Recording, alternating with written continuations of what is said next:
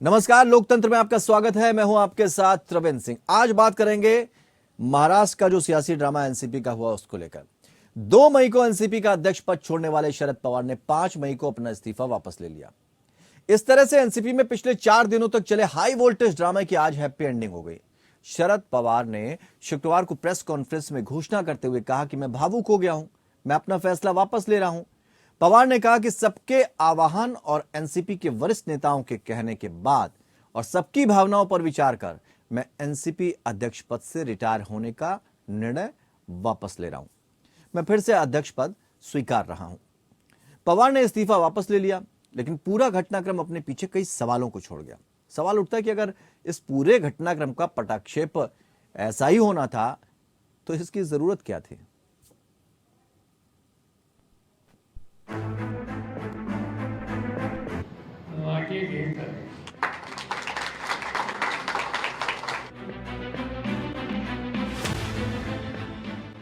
NCP में पिछले 4 दिनों तक चले हाई वोल्टेज ड्रामा के बाद आज हैप्पी एंडिंग हो गई। 82 साल के मराठा छत्र संन्यास की जिद पर अड़े तो पार्टी कार्यकर्ताओं ने भी उन्हें दुनियादारी छोड़ने नहीं दिया। आखिरकार शरद पवार को अपना फैसला वापस लेना पड़ा। शरद पवार ने एनसीपी के राष्ट्रीय अध्यक्ष पद से इस्तीफा वापस लिया। उन्होंने शुक्रवार को प्रेस कॉन्फ्रेंस में घोषणा करते हुए कहा, मैं भावुक हो गया हूँ, मैं अपना फैसला वापस ले रहा हूँ। पवार ने कहा कि सबके आह्वान और एनसीपी के वरिष्ठ नेताओं के कहने के बाद और सबकी भावनाओं पर विचार कर मैं एनसीपी अध्यक्ष पद से रिटायर होने का निर्णय वापस ले रहा हूँ। मैं फिर से अध्यक्ष पद स्वीकार कर रहा हूँ। अध्यक्ष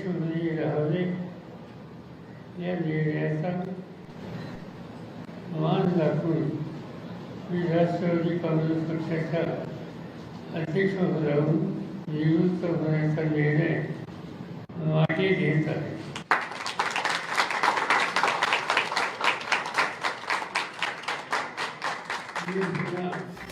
शरद पवार के इस्तीफा वापस लेने की घोषणा से कार्यकर्ताओं में खुशी की लहर दौड़ गई। पूरी में जश्न का माहौल बन गया। एनसीपी नेताओं और कार्यकर्ताओं की मुरादें पूरी हुई। उनके नेता अब उनके अध्यक्ष होंगे। इससे पहले आज एनसीपी की 16 सदस्यीय कोर कमेटी ने पवार के इस्तीफे को खारिज कर दिया। दरअसल एनसीपी का नया अध्यक्ष चुनने के लिए 16 सदस्यीय कोर कमेटी की शुक्रवार को मुंबई में मीटिंग हुई। मीटिंग में पार्टी के राष्ट्रीय महासचिव प्रफुल्ल पटेल ने पवार का इस्तीफा खारिज करने के लिए प्रस्ताव पेश कर उनसे फैसला वापस लेने का अनुरोध किया। कमेटी के बाकी सदस्यों ने भी इस प्रस्ताव का समर्थन किया और पवार का इस्तीफा नामंजूर कर दिया। प्रफुल्ल पटेल मुंबई के यशवंत राव चौहान सेंटर से बाहर आए और प्रेस कॉन्फ्रेंस कर मीटिंग में हुए फैसले की जानकारी दी। प्रफुल्ल पटेल बोले, शरद पवार जी ने हम लोगों को सूचना दिए बिना फैसला लिया। सभी पार्टी कार्यकर्ताओं और नेताओं की मांग पर कमेटी ने उनका इस्तीफा खारिज कर दिया। हमने उनसे पार्टी अध्यक्ष बने रहने की अपील की है। हमने उनसे अपील की है कि देश और पार्टी को आपकी जरूरत है। केवल एनसीपी ही नहीं, पूरी पार्टियों के नेताओं ने भी ये रिक्वेस्ट की है कि शरद पवार अध्यक्ष बने रहे। केवल इतना ही बताऊंगा कि राष्ट्रवादी कांग्रेस पक्ष के राष्ट्रीय अध्यक्ष, देश के नेता माननीय शरद पवार साहब, इन्होंने राष्ट्रीय अध्यक्ष पद का इस्तीफा देने का अपना विचार व्यक्त किया था। आदरणीय शरद पवार साहब का राजीनामा हम एक मत से सर्वानुमत नामंजूर करते हैं और उनको सामूहिक तौर से ये हम विनती करते हैं कि उन्होंने अपने इस पद पर कायम रहना चाहिए और ये जिम्मेदारी उन्होंने निभाते रहना चाहिए। पिछले 4 दिन तक चले सियासी घमासान के बाद आज मामले का पटाक्षेप हो गया। 2 मई को एनसीपी का अध्यक्ष पद छोड़ने वाले शरद पवार ने 5 मई को अपना इस्तीफा वापस ले लिया, लेकिन अपने पीछे कई सवालों को छोड़ गए। सवाल उठता है कि अगर इस पूरे घटनाक्रम का पटाक्षेप ऐसा था तो इसकी जरूरत थी। दरअसल इस पूरी पटकथा के पीछे शरद पवार का मास्टर स्ट्रोक था। हाल के दिनों में भतीजे अजीत पवार ने बगावत कर बीजेपी से मिलने की खबर के बीच शरद पवार के लिए जरूरी था कि वह अजीत पवार को जमीन दिखा दे। शरद पवार के इस्तीफे के बाद एनसीपी में जिस तरह से नेताओं और कार्यकर्ताओं ने भावुकता दिखाते हुए इस्तीफा वापस लेने की जिद पर अड़ गए, उससे सभी को पवार के पावर का एहसास हो गया। राष्ट्रीय पार्टी का दर्जा छीनने और अजीत पवार की ओर से मतभेद के बीच पार्टी में असंतोष बढ़ने का खतरा भी लगातार बढ़ने लगा था। ऐसे में जरूरी था कि इस पर लगाम लगाई जाए। शरद पवार ने अपने मास्टर स्ट्रोक से इस तरह के सभी गतिरोधों को साधने का काम किया। उन्होंने पार्टी नेताओं से लेकर कार्यकर्ताओं के जरिए अपनी जरूरत और इज्जत दोनों को बखूबी कायम रखा।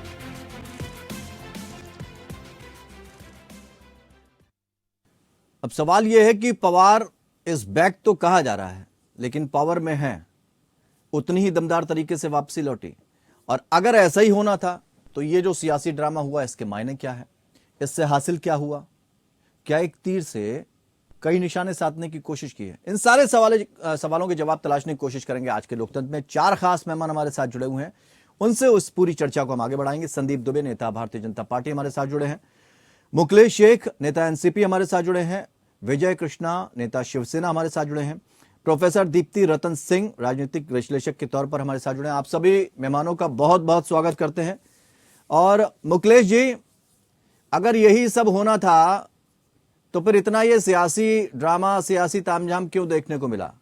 ये लिखी लिखाई पटकथा थी या इसके पीछे कोई गहरी रणनीति थी? मेरी आवाज आ रही है? बिल्कुल बिल्कुल बिल्कुल आ रही। देखिए, लोग कत्ल भी करता तो चर्चा नहीं होते, हम आह भी करते तो हो जाते हैं बदनाम। और बदनाम करने वाले हमारे अच्छे मित्र हैं। कुछ लोग तो आस लगाए बैठे थे कि अब क्या होगा, तब क्या होगा, पावर सब नहीं रहेगा तो पार्टी टूटेगी, तो हमारे पार्टी में सब लोग आएंगे। ऐसे दरवाजा खोल के भी कुछ लोग बैठे थे। जो 90 महीने की जो पार्टी बनी है शिंदे साहब की, उस पार्टी के लोग ने भी बहुत टिप्पणी किया, बहुत आस लगाए, बहुत बड़े बड़े बातें कर रहे थे कि हमारे साथ आ जाए। नहीं, पवार साहब ने तो ऐसा कर दिया कि गर्मी हमारे स्टूडियो तक आ गई। सर, मैं आगे आ रहा हूँ आपके पास।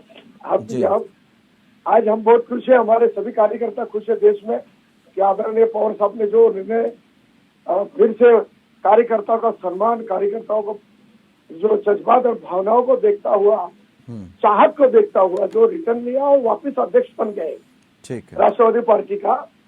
और ये खुशी की बात है हमारे लिए। होली दिवाली सब कुछ है, क्योंकि एक कार्यकर्ता हमने भी नहीं। सवाल हमारा ये नहीं, हमारा सवाल ये इससे हासिल क्या हुआ जब यही सब होना था?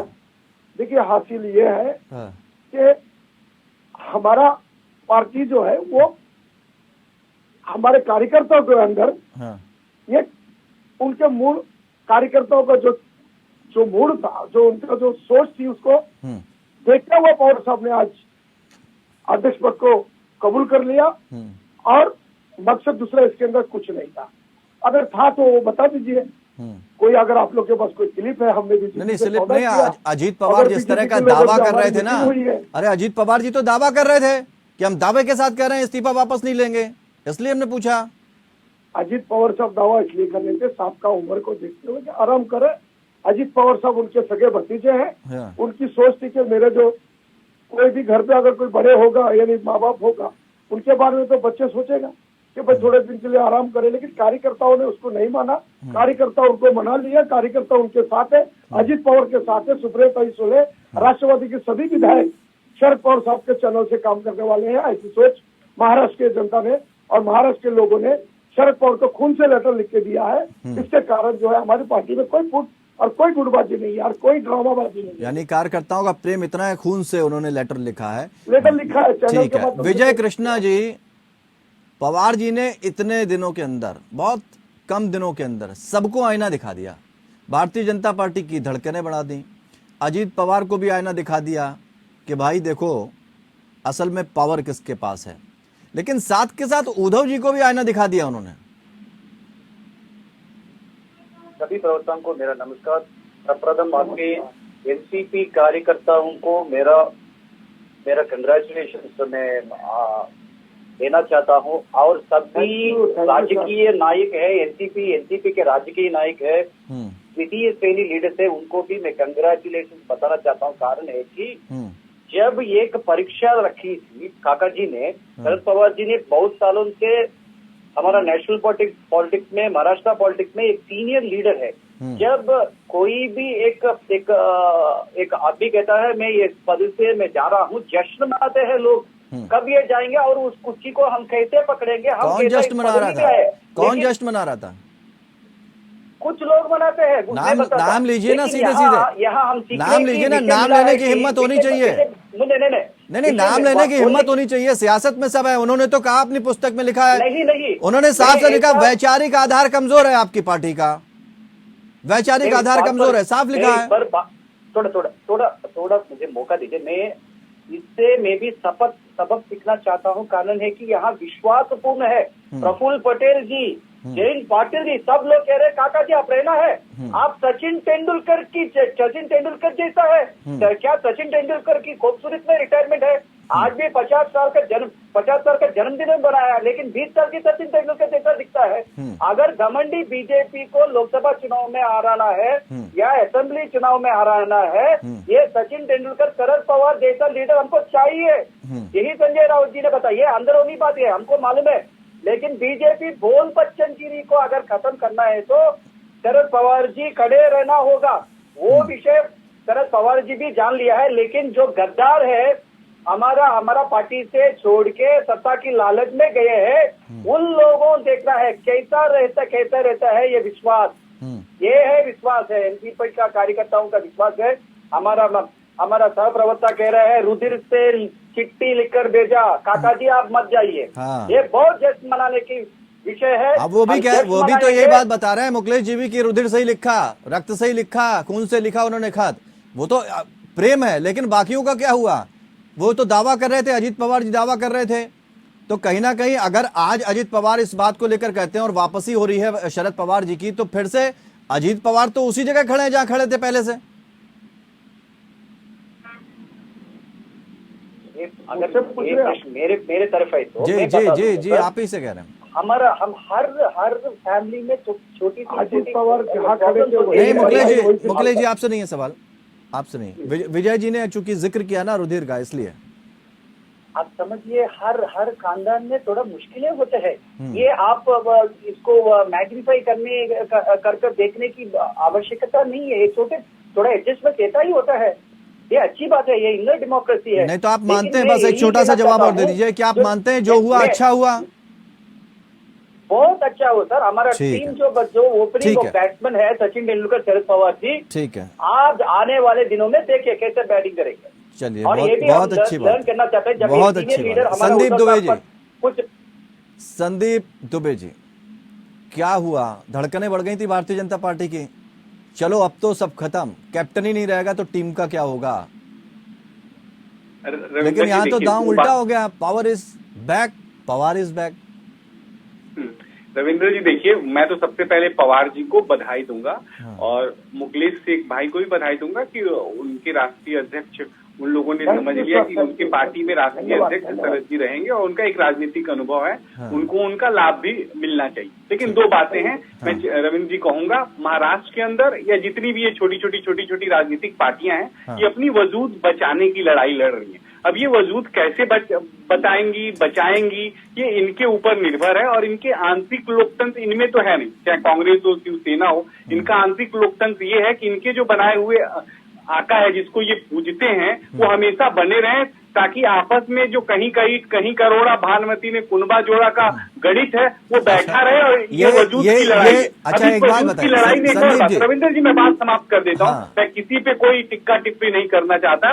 वैचारिक जब तक धरातल पे बड़ी लकीर वैचारिक तौर पे नहीं खींची जाएगी। आज युवाओं को आदर्श चाहिए। जो राजनीति में आदर्श गुम हो गया और विपक्षी पार्टियों के किसी नेता में कोई आदर्श नहीं बचा। आज देश में इकलौते यशस्वी प्रधानमंत्री नरेंद्र मोदी जी हैं जो पूरे देश के युवाओं की अगुवाई कर रहे हैं, उनमें आदर्श दिखता है, उनमें आपने कहावत तो बहुत अच्छी यूज की है ना संदीप जी, प्रगतिशीलता दिखती है, उनमें आपने कहावत बहुत बढ़िया यूज की है। विपक्ष के वोट से हम जीत के नहीं आए, ये ध्यान रखने की जरूरत है। संदीप जी, आपने कहावत बहुत अच्छी जोड़ी। भारतीय जनता पार्टी नहीं है। संदीप जी सुन रहे हैं ना, कहावत तो बहुत अच्छी सेना थी। देखे, एनसीपी देखे, कांग्रेस देखे। आवाज आ रही है संदीप जी, आप तक आवाज आ रही है?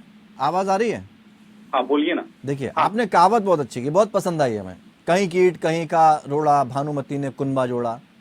तो एकनाथ शिंदे भारतीय जनता पार्टी में तो नहीं थे ना पहले, आप तो लेकर आए उनको। कांग्रेस के कई लीडर तोड़े, एनसीपी के भी आप अजीत पवार जी को भी आपने तोड़ने की कोशिश की। महाराष्ट्र में तो ये कहावत किसके ऊपर जाती है? फोटो पे महाराष्ट्र में सरकार बनी थी, यशस्वी प्रधानमंत्री नरेंद्र मोदी जी के नेतृत्व में वहाँ चुनाव हुआ था। किसने धोखा दिया था? जनता ने उनको सबक सिखाया। विधायकों को लगा कि जिसके नेतृत्व में बना था, कल को वो भी, हम जब जनता के बीच जाएंगे तो वो भी वोट नहीं मिलेगा। वो तो कह रहे हैं जनता के बीच आइए, वो तो कह रहे हैं जनता के बीच आइए। बहुत शिवसेना के मेरे मित्र और साथी जो विषय रख रहे थे, मुझे समझ में आया कि उनको ये आभास है कि वजूद तभी बचेगा जब ये परिवारवादी जो राजनीति करने वाले लोग हैं उनको अपने परिवार को बचा पाए। पवार जी के आने से आपको फायदा हुआ, नुकसान हो गया? नहीं, हमें न फायदा है न नुकसान है। हम तो एक बड़ी लकीर है और उस लकीर को कोई बड़ा सोच नहीं सकता। हमने देश के बारे में सोचा, हमने प्रदेश के बारे में सोचा, हमने विकास की गाथा गढ़ी और यशस्वी प्रधानमंत्री नरेंद्र मोदी जी हम सबके प्रिय हैं। उन्होंने हमारा दिल जीता है और हम सब भारतीयों का दिल उन्होंने जीता है और वो प्रधानमंत्री हैं। और दिल जीतने की जो कवायद है वो फिर हम करेंगे। आम जनता का दिल जीत रहे हैं। एक और बात मैं स्पष्ट कर दूं, तो चाहे एनसीपी हो, शिवसेना हो, कांग्रेस हो, इन लोगों के वोट से भारतीय जनता, इन लोग के विरोध से भारतीय जनता पार्टी बनी है। इनके वोट से, इनके प्यार से नहीं बनी है। तो ये जो भी कर रहे हैं अपने लिए कर रहे हैं, स्वयं के लिए कर रहे हैं, स्वयं के अस्तित्व को बचाने के लिए कर रहे हैं। ये सब तरीके से समझ लेने की आवश्यकता है। सरकार बनवा दिया महाराष्ट्र में, बहुत क्या बात कर रहे हैं। मैं आपसे तो क्यों लड़ूंगा? आज तो बधाई का आपका दिन है, परिवार आपका बचा ठीक हुआ है, ठीक है। थोड़ा संशोधन है, थोड़ा संशोधन है, थोड़ा संशोधन है संदीप जी। ठीक है, ठीक है। थोड़ा सा संशोधन मैं अपने दर्शकों को बताना चाहूंगा कि पहले दीप्ति रतन जी हमारे साथ थे, लेकिन अब किसी कारणवश नेटवर्क का थोड़ा इशू आ रहा है, इसलिए वो हमसे नहीं जुड़ पाए। अब प्रोफेसर नीरज जैन जी हमारे साथ होंगे, जो हमेशा राजनीतिक विश्लेषक के तौर पर जिनके अनुभव हम बांटते रहते हैं। हम नीरज जी से अब थोड़ा सवाल ले लेते हैं। नीरज जी, ये पूरा घटनाक्रम हुआ 2 तारीख से लेके अब तक, इसको किस नजरिए से देखते हैं? एक तीर से कई निशाने हैं, हासिल क्या हुआ इससे एनसीपी को? देखिए, स्पष्ट एक बात तो ये जान लीजिए कि भाजपा की बेचैनी स्वाभाविक है जी। और ये जो बात बार बार कर रहे हैं यशस्वी प्रधानमंत्री और ये वो सबकी संधि बहुत अच्छा है। आप अपनी पार्टी के प्रति वफादार रहिए, बहुत जरूरी भी है। लेकिन ये बताइए, ये क्या यशस्वी प्रधानमंत्री हम कहेंगे कि देश की बेटियां जंतर मंतर पर बैठी हैं, उनके साथ अन्याय हो रहा है और आप अपनी पार्टी के उन लोगों के खिलाफ कार्य नहीं कर पा रहे हैं? आप यशस्वी प्रधानमंत्री, आप अपनी पार्टी के मानिए, आप देश का प्रधानमंत्री न मानिए उनको, तो जो है 20,000 करोड़ के मामले में अभी तक बयान नहीं दे पा रहे हैं। नीरज जी, किसी पर जवाब नहीं दे पा रहे हैं, यशस्वी प्रधानमंत्री कह रहे हैं। ठीक है, एक अच्छे राजनीतिक विश्लेषक को लाइन बड़ी लाइन, आप भी बहुत नीरज जी, लाइन से आए हैं। नीरज जी, नीरज जी, नीरज जी, नीरज जी, शून्य से नीरज जी, एक मिनट। नीरज जी, मेरी आवाज आ रही है आप तक? कभी अहंकार मत कीजिए। ठीक है, नीरज जी आवाज आ रही है? नीरज जी, नीरज जी, महाराष्ट्र के बड़े नेता है। नीरज जी, कैसे चलेगा मामला? नीरज जी आवाज आ रही है? आवाज आ रही है आप तक? हेलो जी, नीरज जी, आवाज आ रही है आप तक? हाँ, हमारे पास आवाज आ रही है। तो थोड़ा सा रोकना चाहेंगे आपको नीरज जी। जी, बताइए। देखिए, मैं जानता हूँ बेटियों के साथ पूरा देश है, इसमें कोई शक नहीं है, लेकिन अभी हमारा सवाल शरद पवार को लेकर है। शरद पवार को इन सारे हम उस पर भी आएंगे आगे जब मुद्दे उठेंगे। हाँ, थोड़ा सा करूंगा मैं, शरद पवार की बात करूंगा। बार बार जब ये यशस्वी प्रधानमंत्री बताते हैं, इसलिए बड़ी पीड़ा होती है सर। ठीक बात है, मैं समझ रहा हूँ, मैं समझ रहा हूँ, लेकिन फिर भी दल के चंद लोगों को बचाने के लिए नहीं है। चलिए ठीक है, फिर भी आ जाते हैं। चलिए, अभी महाराष्ट्र की पॉलिटिक्स में अभी तो जनता ने वोट दिया है ना। नहीं, जनता ने वोट जो दिया है, समाजवादी पार्टी के विरोध में दिया है, कांग्रेस के विरोध में दिया है, एनसीपी के लोगों के विरोध में। संदीप जी, विरोध करेंगे, आलोचना करेंगे। नीरज जी एक मिनट, संदीप जी चाहता हूँ कि जो विषय है उस विषय पे हम लोग अपना पक्ष रख लें, और यशस्वी प्रधानमंत्री हैं तो इसमें भारत का प्रधानमंत्री यशस्वी होता ही है। ठीक है, कहेंगे तो मैं यशस्वी, ठीक है, वो उस पे प्रधानमंत्री राजीव गांधी कहूंगा, कोई उस पे, देखिए वो सबका अपना अपना मत है। प्रधानमंत्री किसी दल के नहीं होते हैं, प्रधानमंत्री पूरे देश के होते हैं, ये सब ठीक है संदीप जी, ये ज्ञान ठीक है, ये सबको पता है कि प्रधानमंत्री पूरे देश के होते हैं। नीरज जैन जी की बात अपनी जगह सही है, आप भी अपनी जगह से हैं, लेकिन नीरज जी हम अभी थोड़ा सा चर्चा इधर कर लें, फिर हम जो अगर बीच में कोई ऐसी टिप्पणी आती है या ऐसी जरूरत पड़ती है तो हम उस विषय को भी उठा लेंगे। लेकिन फिलहाल इस तरह के जो पूरा सियासी ड्रामा हुआ महाराष्ट्र में, इसका क्या निष्कर्ष निकला? अगर यही सब होना था, क्या फायदा क्या नुकसान? एक तीर से कह रहे हैं कई निशाने साध लिए, तो थोड़ा आपसे आपके अनुभव को हम उस तरफ भी ले जाना चाहते हैं ताकि हमारे दर्शक समझ सकें कि भाई ये हुआ क्या। देखिए महाराष्ट्र की सरकार में काफी हलचल होगी जी, और शरद पवार जी मैंने बताया कि महाराष्ट्र के पर्यायवाची हैं जी, ठीक है। शरद पवार जी का यह है, एक्चुअली इन्होंने ये तो कहना ही नहीं चाहिए था कि इस्तीफा हम दे देंगे। ठीक बात। हेलो जी जी सुन रहे हैं जी। हाँ, दूसरा सारी राजनीतिक दलों की सर अपनी अपनी महत्वाकांक्षा, अपने अपने इश्यू होते हैं, और ये बात तय है कि ये जो चल रहे थे कि अभी ये उनसे मिल जाएंगे, उनको समर्थन दे देंगे भाजपा को, उससे इनको करारा झटका लगा है, और इसका कहीं ना कहीं इनडायरेक्टली कर्नाटक के चुनाव में जो 4-5 दिन बाद होने उस पर भी असर पड़ेगा। थोड़ा बताएं किस तरह का असर पड़ेगा सर। एक चीज ये जान लीजिए कि ये जो ये पूरा जो चला है, पूरा बात हुआ है, इसके पीछे बड़ी लंबी सोची समझी साजिश है, और इसी के तहत इसको वापस जो है दोबारा ये आए।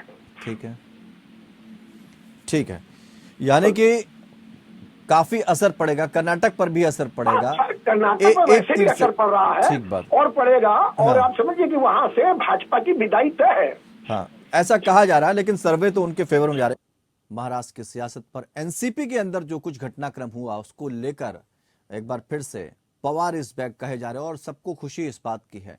ये कहा गया कि पवार का क्रेज इतना, पवार को इतना माना जाता है कि उनके लिए खून से संदेश भेजा गया कि आप अपना इस्तीफा वापस ले लीजिए, नहीं तो क्या हो सकता है। इस वजह से सारा घटनाक्रम ये हुआ और पवार को आखिरकार अपना इस्तीफा वापस लेने पड़ा। लेकिन ये जो पूरा सियासी घटनाक्रम हुआ, मायने क्या निकले इसके, यही हम समझने की कोशिश कर रहे हैं। अभी हम नीरज जैन जी से भी जुड़े। संदीप जी, आपसे हम आगे बात बढ़ाते हैं। देखिए, भारतीय जनता पार्टी को शायद ये जरूर लग रहा था कि अब बहुत कुछ बदल जाएगा। उनकी जो धड़कनें थमी हुई थी कि भाई पवार अगर हटेंगे तो शायद अजीत जी आए, और अजीत का आपका तालमेल बड़ा बेहतर था, ये देखा सबने, ऐसे उम्मीद थी, उम्मीद टूट गई।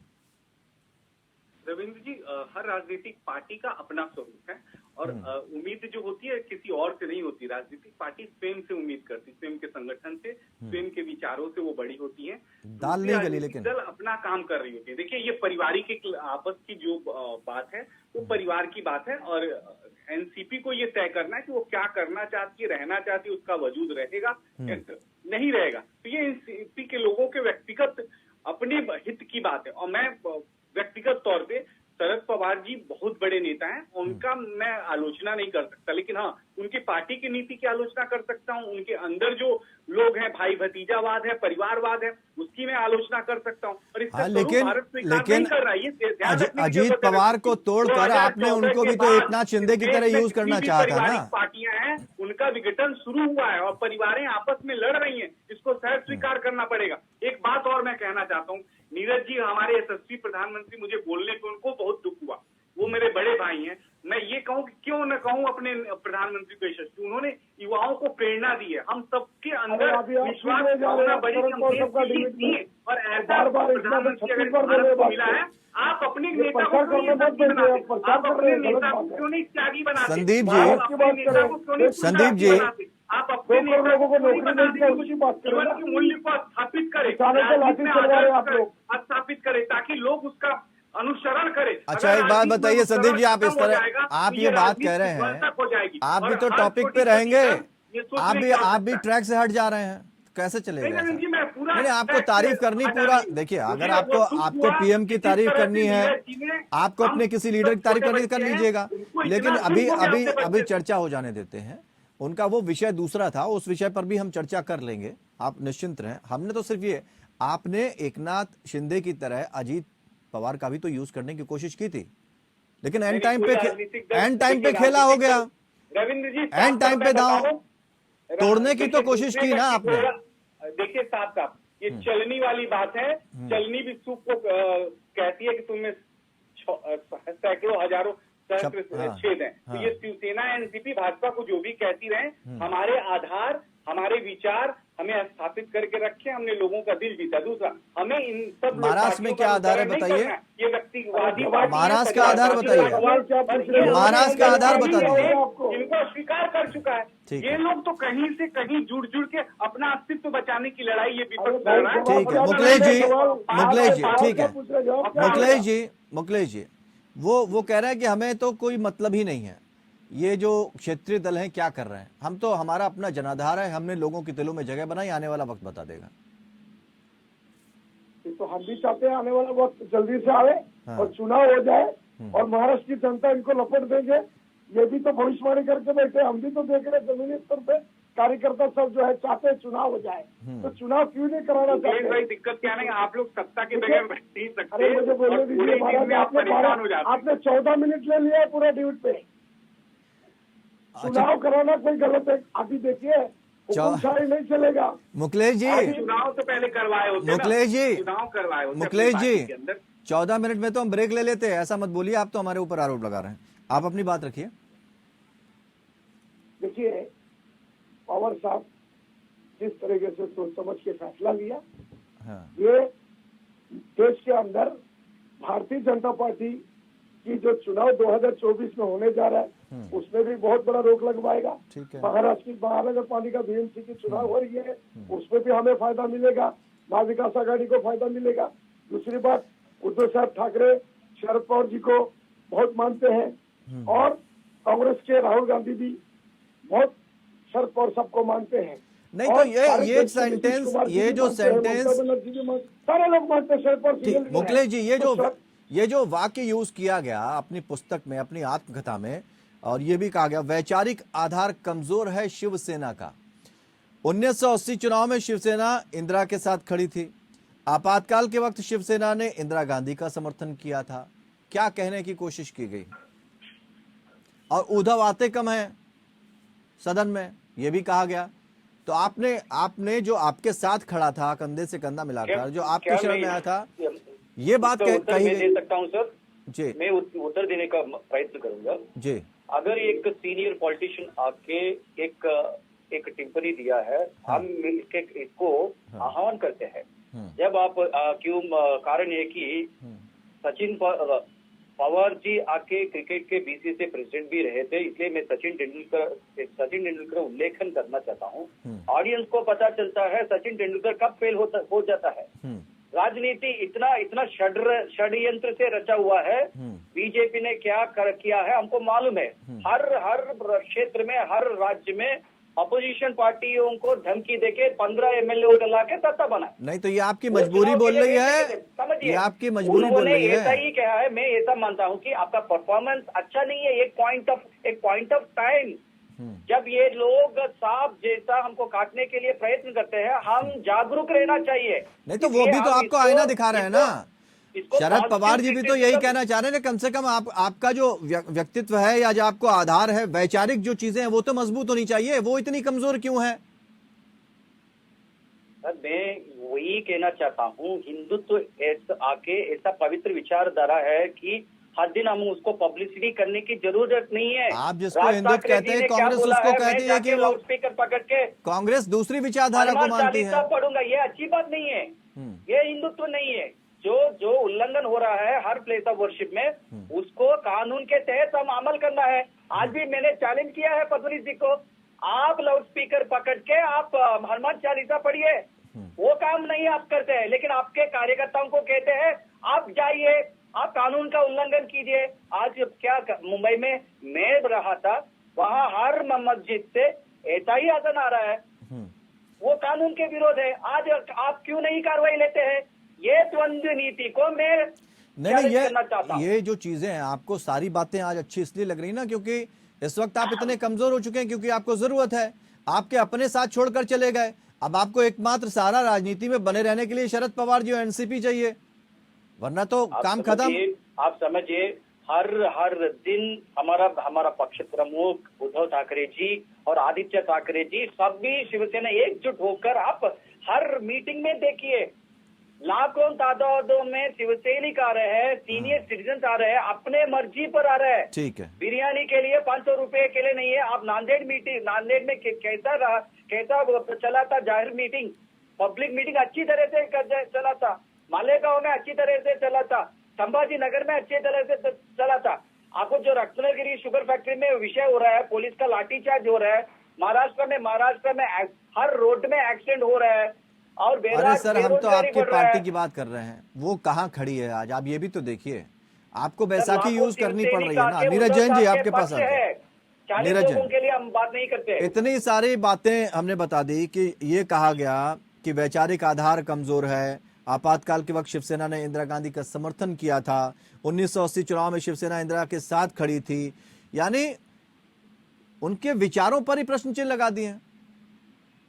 और उसके बाद भी जिस तरह की बात कर रहे हैं अभी शिवसेना के नेताजी, वो कैसे देखा जाए उसको? मजबूरी है उनकी? नीरज जी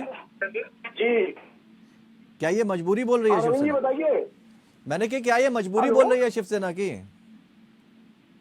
ये भी हो सकता। एक बात जान लीजिए रविंद्र जी, किसी भी राजनीतिक दल से ईमानदारी और नैतिकता की विचार की आप अपेक्षा मत कीजिए। देश को हम कैसे ठगते हैं, इन विचारों से हम अपनी सत्ता को बचा सकते हैं, हमारा स्वार्थ कैसे सिद्ध हो सकता है, चाहे हम चोर के साथ बैठे, चाहे हम किसी के भी साथ बैठ सकते हैं। ये राजनीतिक दलों का आज का चरित्र है, ठीक है। और ये आप विचार को मत लाइए, नैतिकता मत लाइए, किसी चीज को मत लाइए इसमें, क्योंकि आज ये आप जान लीजिए, जो कभी एक दूसरे के शत्रु होते सब एक साथ मिलकर बैठे हैं आज। नहीं, हमारा तो सवाल यही है कि शिवसेना आज खड़ी कहाँ है? देखिए, शिवसेना को हम ये कहेंगे, देखिए शिवसेना की उत्पत्ति जिस मुद्दों को लेकर के हुई थी, वहां पर अगर वो रहती तो शायद बहुत बेहतर होती। अब शिवसेना के सामने एक गंभीर समस्या तो है, लेकिन मान के चलते हैं कि शरद पवार जी तो है, उनके एक बार फिर से राजनीतिक तौर पर मजबूती से खड़े होने से शिवसेना अपना कुछ जनाधार फिर वापस लाएगी। और शिवसेना, हम एक नाथ शिंदे की शिवसेना को नहीं मानते, वो राजनीतिक लोग मानते हैं, हम तो वो उद्धव ठाकरे के, बाबा साहब बाल ठाकरे की शिवसेना को ही मानते हैं। लेकिन शिवसेना अगर एनसीपी को बैसाखी की तरह यूज करेगी या एनसीपी के पीछे जाएगी, तो आपको लगता नहीं कि उनकी जो अपनी मजबूती थी वो कमजोर होगी? सर आप रविंद्र जी, ऐसे ही आप जान लीजिए, उनकी कोई कमजोरी किसी की नहीं होगी। अभी जो अपने हाल ही में जो 4-5 राज्यों के चुनाव हुए, आपको मालूम है कि नॉर्थ ईस्ट के अंदर हुए चुनाव में किसकी क्या पोजीशन रही, वहाँ पर क्षेत्रीय पार्टियां सब जीती है और सत्तारूढ़ वहाँ पर बहुत कम सीटें लेके आया है, काफी सीटें उसकी कम हुई है, तो इससे किसी का वजूद खत्म नहीं हो रहा है, ठीक है। लेकिन वो ढिढोरा तो पी रहे कि हम बहुत अच्छी से जीत गए। तो मुकेश जी, ठीक है, तो मुकेश जी इसका मतलब ये माने कि कल को अगर चुनाव होते हैं तो जब चुनाव में सीटों का बंटवारा होगा तो बराबरी की बात होगी, कोई बराबरी या फिर उसमें भी रस्साकसी होगी? सिर्फ होगा। हर राजनीतिक दल जब वो होता है, अभी लोकल बॉडीज के इलेक्शन हुए उसमें देख लीजिए। मुकेश जी से सवाल है, नीरज जी, बागी बन के खड़े हुए हैं, नीरज जी, जगह यही हाल है, कर्नाटक में भी यही चल रहा है। नीरज जी, मुकेश जी से सवाल है ये, नीरज जी, मुकेश जी से सवाल है ये जी, मुकेश जी। जो भी तय होगा, हमारे शरद पवार साहब, उद्धव ठाकरे साहब और नाना पटोले जी है, राहुल गांधी पड़ेंगे, सब मिलकर तय करेंगे और बहुत अच्छा ही होगा। क्योंकि हम अगर पहले से मुट्ठी खोल देंगे तो कार्यकर्ता जो है आज की तारीख में हर कोई चुनाव लड़ने पे उत्सव है, हर कोई चुनाव की तैयारी कर रहा है, तो इसको मतलब बड़े लोग जो है बैठ के तय करके इसको, इस चीज को जो है डिक्लेयर किया जाएगा, डिक्लेयर, और सभी को बताया जाएगा। आपको पता है कार्यकर्ता काम करते हैं 5 साल, फिर चुनाव के लिए हमदर्द की चुनाव हो चाहे नगर सेवक की चुनाव में, तो ज्यादा से ज्यादा लोग देख सकते हैं आप हमेशा अपक्ष में खड़े हो जाते हैं, इंडिपेंडेंट में खड़े हो। लेकिन सुप्रिया सुले ये कह रही थी बड़े धमाके होंगे, एक धमाका देख लिया लेकिन उसके बाद हुआ क्या? अभी एक तो धमाका हो रहा था। इसको धमाका सुप्रीम कोर्ट कहा का अरे रविंद्र जी, सुप्रीम कोर्ट का फैसला आने दीजिए, बस कुछ ही देर की खामोशी है, फिर शोर आएगा, इनका तो वक्त है, हमारा दौर आएगा। अभी जब गिरेगा सरकार तो चुनाव में हम जाएंगे और अजीत दादा पवार सीएम बनेगा। और संदीप ये जी। तय है सीएम बनना, अजीत पवार साहब एनसीपी पार्टी की तरफ से सीएम बन रहा है। संदीप जी, एक धमाका हो गया है, दूसरा धमाका होना बाकी है। इशारा भी कर दिया बाकी है कुछ मुकेश जी, दिन। मुकेश जी ने इशारा भी कर दिया है। माथे पे शिकन है क्या? देखिए, मैं दो बातें कहूंगा। एक तो ये कि मैं नीरज विजय को कहूंगा कि उनको सारी राजनीतिक पार्टी, सारे दल चोर नजर आते हैं, उनके देखने का नजरिया है, लेकिन देश का विश्वास इन राजनीतिक दलों पे ही है और देश यही राजनीतिक दल चला रहे हैं। हाँ, सुधार हो तो सुधार की गुंजाइश हर जगह है। दूसरी बात, जो महाराष्ट्र की हम जब बात कर रहे हैं, देखिए महाराष्ट्र में कोई करिश्माई लीडर विपक्ष के पास नहीं है, किसी के पास कोई कला नहीं है कि वो अपनी बात अंतिम व्यक्ति तक पहुंचाए। अंतिम निर्णय की क्षमता विपक्ष के पास नहीं है, विपक्ष के पास कोई दूरदर्शिता नहीं है, विपक्ष के पास कोई समर्थन का आधार नहीं है। मुकेश भाई शरद पवार जी तो अब दोबारा फिर अध्यक्ष बन गए।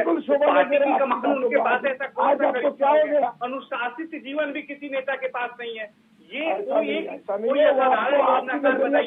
विपक्ष के पास अच्छे नजर से देखो तो आप क्यों चिल्लाने लगते हैं? कोई तकनीक के प्रति रुझान है कि युवाओं को क्या देंगे, नई पीढ़ी को क्या देंगे? तो आप जो भी कर रहे हैं वो कर क्या रहे हैं? वो सिर्फ यही कर रहे हैं, कहीं कहीं कहीं करोड़ा, भानुमति ने कुनबा जोड़ा कि मोदी जी को हराना है, मोदी जी को हराना है। भी नहीं है, चुनाव आ गया 2024, कुछ भी नहीं वादा पूरा करिए ना। जो नेता जो 15 लाख रुपए जनता को ही नहीं अकाउंट में, जनता वादा कैसे पूरा वोट करिए साहब। मैं बिल्कुल आपके खिलाफ आप लोग ने वादा पूरा नहीं किया, किसानों को मुआवजा नहीं दिए। बात करने की एक मिनट मुकेश जी, मुकेश आपकी जी, इवन बुराई भी नहीं कर रहा हूँ, लेकिन मैं कह रहा हूँ कि एक अच्छे नेता में ये गुण होने चाहिए जो विपक्ष के किसी नेता में नहीं है। और अच्छा, विनम्रता तक तो है नहीं, अच्छा, आपस में ही लड़ रहे हैं सब लोग।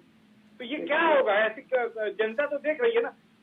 अभी जब मैंने विजय कृष्णा जी से बात करी, उन्होंने तो स्वागत किया, वो कहाँ लड़ रहे हैं? दिखने वाले नेता चाहिए जो उसका नेतृत्व करे, वो भारतीय जनता पार्टी के पास है। संदीप जी, अभी तो कृष्णा जी ने स्वागत किया है, वो कह रहे हैं एनसीपी जैसे आगे बढ़ेगी, शरद पवार जी ने बहुत अच्छा निर्णय लिया। कहाँ उनमें मतभेद है? कोई मतभेद नहीं उनमें।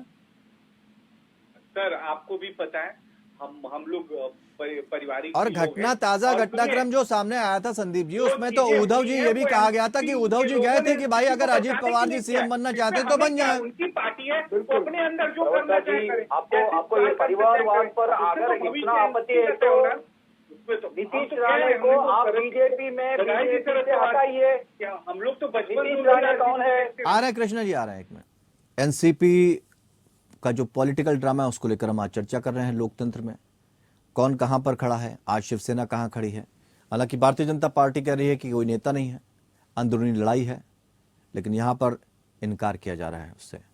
संदीप जी, कृष्णा जी कुछ कहना चाह रहे हैं, उनका हम जवाब लेंगे, उसके बाद आप उनका रिप्लाई करिएगा। कृष्णा जी, आप अपनी बात बोलिए, कहना क्या चाहते हैं। मैं रिक्वेस्ट सबसे ये करूंगा कि बीच में ना बोलें, ताकि बात अगर सही तरीके से जाती है तो फिर उसका जवाब भी दे पाएंगे, नहीं तो फिर हौच पौच हो जाएगा। मैं विवाद का संतुलन रखने की प्रयत्न करता हूँ। मैं यही कहना चाहता हूँ। संदीप सिर्फ ये कहना चाह रहे थे, कृष्णा जी, संदीप सिर्फ ये कहना चाह रहे थे कि आप लोगों के पास एक तो अंदरूनी कलह आपकी है, दूसरी चीज आप लोगों के पास अब चेहरा कोई नहीं है इस स्तर का जो आपको जीत दिला सके। देखिए, यशस्वी प्रधानमंत्री पंत प्रधान जी को हम गौरव देते हैं। अगर विपक्ष में वो उनके अंदाजा से कोई भी लीडर, कैरिस्मेटिक लीडर हमारे तरफ नहीं है, वो उसका ओपिनियन है। लेकिन मैं ये चैलेंज देना चाहता हूँ, चुनौती ही मैं देना चाहता हूँ। 5 मिनट के लिए हमारा पक्ष प्रमुख जो एक अच्छा आदमी है, पंत प्रधान जी भी हमारा पक्ष प्रमुख उद्धव ठाकरे जी की प्रशंसा किए हैं। बेस्ट चीफ मिनिस्टर थे वो रहेगा और यशस्वी भी रहेगा। मैं ये कहना चाहता हूँ 5 मिनट के लिए ये एक मुद्दा पर आमने सामने क्या शिंदे जी मुंह खोल के हमारा पक्ष प्रमुख उद्धव ठाकरे जी से संयमन से बात कर सकते हैं?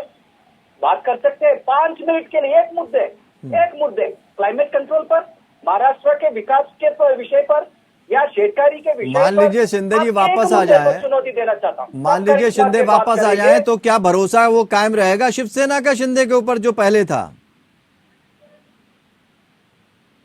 देखिए, जो भी अच्छी तरह से बात करने से वो लीडर नहीं बन जाते हैं। आज देखिए एक परीक्षा में सारी एनसीपी के कार्यकर्ता और सीनियर लीडर्स है। प्रफुल्ल पटेल जी ऐसा महसूस कर सकते हैं, हाँ मैं लीडर बन सकता हूँ, नहीं ऐसा नहीं हुआ।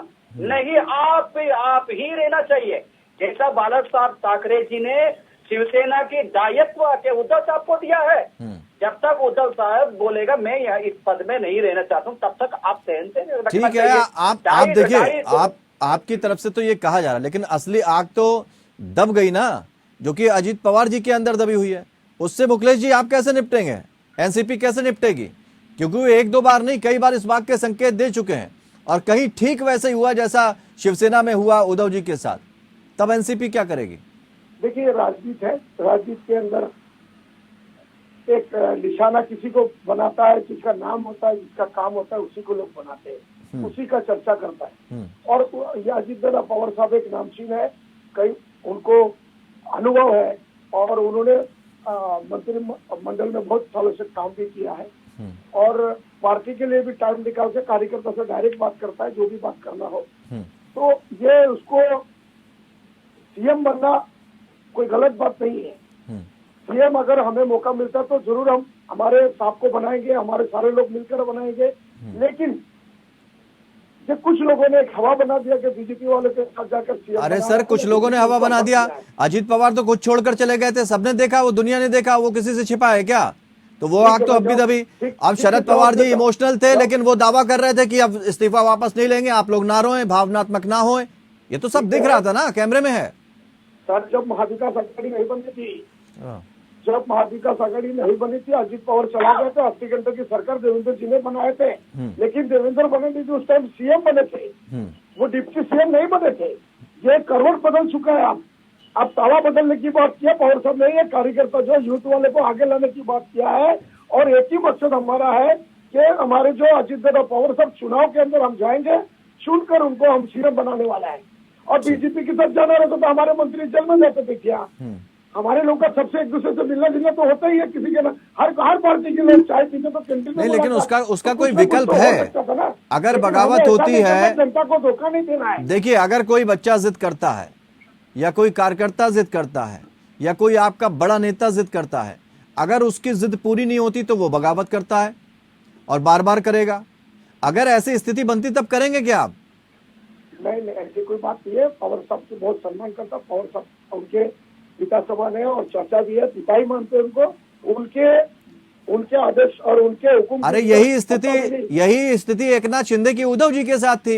अरे शिंदे साहब अलग उद्धव जी ने ही एकनाथ शिंदे का नाम आगे बढ़ाया था सीएम के तौर पर कि हम नहीं बनना चाहते, एकनाथ शिंदे बनना चाहते हैं। उसके बाद क्या हुआ? आप देखिए ना शिवसेना का हालत।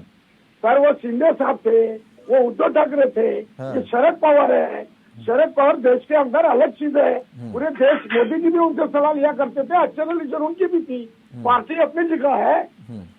लेकिन ये शिंदे साहब नहीं बन सकता है अजीत पवार, क्योंकि अजीत पवार ही है और शिंदे ही है। आज कोई सीएम का रूप है क्या? कोई सीएम मानता है क्या? नहीं मानता है। देवेंद्र जी का जो रुतबा है, जो उनके अंदर कला है, वो उनके अंदर नहीं है, सीएम के अंदर। नीरज जी, ये बड़ी बात की है मुकेश जी ने एक बहुत बड़ी बात कही है कि ठीक है आप मुख्यमंत्री बन गए, लेकिन उप मुख्यमंत्री के पास ज्यादा ताकत है आपसे, और फडणवीस सीएम नहीं बन पाए, यानी पद नहीं रहा, लेकिन ताकत तो उनके पास है। शिंदे सिर्फ डमी बने हुए हैं, तो नुकसान ये हुआ। एक बात जो संदीप जी ने कही कि कोई बड़ा नेता विपक्ष में है ही नहीं जो भारतीय जनता पार्टी को टक्कर दे सके, ऐसा है क्या असल में? देखिए, सबका अपना अपना सोचना है कि कोई टक्कर है कि नहीं है। हम तो अगर ये जाने कि इनकी बात मान ले, कोई देश में विपक्ष में नेता ही नहीं है, तो ये किस लिए जो है हर मामले पे वहाँ पे कर्नाटक में क्या क्या इशू उठा रहे हैं। मतलब आप किसी से छुपा नहीं है और नेता ही नहीं है, हर मामले में क्यों उसको इशू बना के चल रहे हैं उनकी। तो क्या हम ये माने अजीत पवार के अंदर की जो आग धधक रही थी मुख्यमंत्री बनने को लेकर, वो बन रहे हैं और आपके मन में विपक्ष का डर है, विपक्ष के उस नेता का डर तो है ही। राहुल गांधी का इन सबको फोबिया हो गया और डर नहीं, बहुत डर है। नहीं, ठीक है, वो कर्नाटक की बात है, लेकिन मैं ये जानना चाहता हूं जो आग धधक रही थी मुख्यमंत्री बनने की अजीत पवार के अंदर, वो तो अभी जस की तस बनी हुई है। अगर वो इच्छा ही पूरी नहीं हुई तो फिर बगावत हो सकती है क्या? अभी हो जाएगा। देखिए, ऐसा है कि अजित पवार जी का अपना अलग मामला है, लेकिन अभी वो, क्योंकि यहाँ पर एनसीपी भी सारे लोग अपना अपना जो है इस वक्त किसी भी राजनीतिक दल में, आप समझिए ये नहीं है, अगर अजित पवार के मुख्यमंत्री बनने से लोगों का सर्वाइवल होता है, राजनीतिक दलों का पुनर्जन्म होता है, तो वो ये भी कर लेंगे। और ये नहीं तो लेकिन फिर तो बात वो आगे ना नीरज जी, विचारधारा टकराएंगी। अजीत जी चाहते हैं कि वो बीजेपी के साथ जाए, बीजेपी की विचारधारा से सहमत है, शरद पवार जी नहीं उस विचारधारा से सहमत है। रवीन जी, किसी की भी कोई विचारधारा नहीं रह गई है, इस चीज को आप मानिए। हर पार्टी जो है दूसरी पार्टी को तोड़ के अपना दल को बचाने के जरिए सत्ता पाने के लिए हम किसी भी हद तक जा सकते हैं, ये पहला अहम प्रश्न बना हुआ है। तो विचारधारा की लड़ाई बिल्कुल खत्म ही हो गई है। लेकिन बीजेपी तो कहती है हम तो हिंदुत्व की विचारधारा लेकर चल रहे हैं। कहा है कि ये हिंदुत्व की विचारधारा, एक राज्य को हिंदू बना देना, एक राज्य को हिंदुवादी बना दे, संदीप जी पूरे देश को छोड़िए।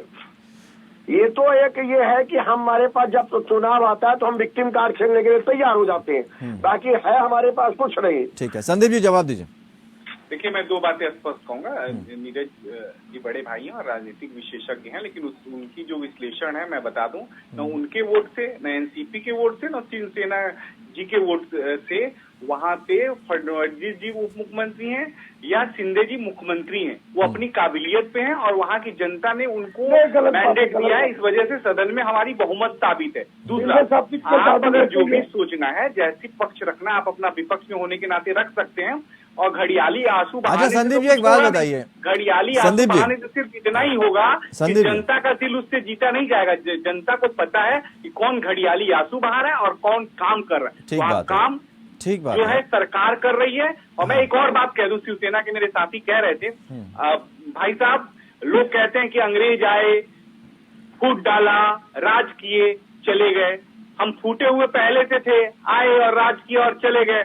तो शिवसेना फूटी हुई पहले से ही है, उसके लोग गए, छोड़ के गए, आपका साथ छोड़ दिया, आपके नेता का नेतृत्व उसे स्वीकार नहीं है। अच्छा बीजेपी क्या करेगी? से पार्टी नहीं चल रही है, इसलिए अच्छा छोड़ के अब बीजेपी क्या करेगी? चले गए, आज मुख्यमंत्री हैं, मुख्यमंत्री होने पवार जी वापस आ गए हैं, अब चुनाव होगा संदीप जी तो पता चल जाएगा। अभी से इतना वो तो कह रहे परेशान हैं, वो तो कह रहे हैं चुनाव होना चाहिए। मैं कह रहा हूँ कि अब बीजेपी की रणनीति क्या होगी, क्योंकि पवार इज बैक अगर ये कहा जा रहा है तो उन्होंने सारा आकलन कर लिया होगा इतनी देर में। 5 दिन पहले भी थे, 6 दिन पहले थे, 1 साल पहले भी थे, और इन सब लोगों ने तो विरोध ही किया ना। विरोध के बाद ही तो वहाँ सरकार बनी हुई है ना। तो इनके वोट बैंक से, इनके समर्थकों के वोट बैंक से नहीं है। ये तो घर बचाने की कृष्णा जी, कवायद है। कृष्णा जी जल्दी से बात रखें। ठीक है, सत्ता बची रहे, पार्टी संदीप जी, कृष्णा जी बात रखें। एक दो साहित्य शब्द करने का कोशिश करता हूँ। वृक्ष हो बड़े, भले कड़े भले घड़े, एक पत्र चाहे भी मांग मत, अग्निपथ अग्निपथ अग्निपथ। थोड़ा इसमें गलत शब्द है तो मुझे क्षमा कीजिए। मैं कहता हमारा मार्ग है अग्निपथ। हम श्रम करेंगे, जनता के पास जाएंगे। जो नीतीश राणे हर दिन इतना दुर्व्यवहार कर रहा है, आपसी समझ से। चलिए बहुत बहुत शुक्रिया आप सभी मेहमानों का हमारे साथ चर्चा में शामिल होने के लिए। लेकिन यहाँ पर सही है कि वो कह रहे हैं कि अग्निपथ है, जैसा भी है हम आपसी तालमेल बैठाएंगे। हमारे यहाँ भी कह रहे हैं कि ऐसी चेहरों की कमी नहीं, बड़े नेता हैं। भारतीय जनता पार्टी करे हम अपने दम पे सबका साथ सबका विकास की हम बात कर रहे हैं, इसलिए जनाधार हमारे साथ होगा। अब एक धमाका जो और होने की बात कही जा रही है, उस धमाके का भी सबको इंतजार है। उस धमाके का क्या असर होगा, इस पर सबकी नजर बनी रहेगी। फिलहाल इतना ही, नमस्कार।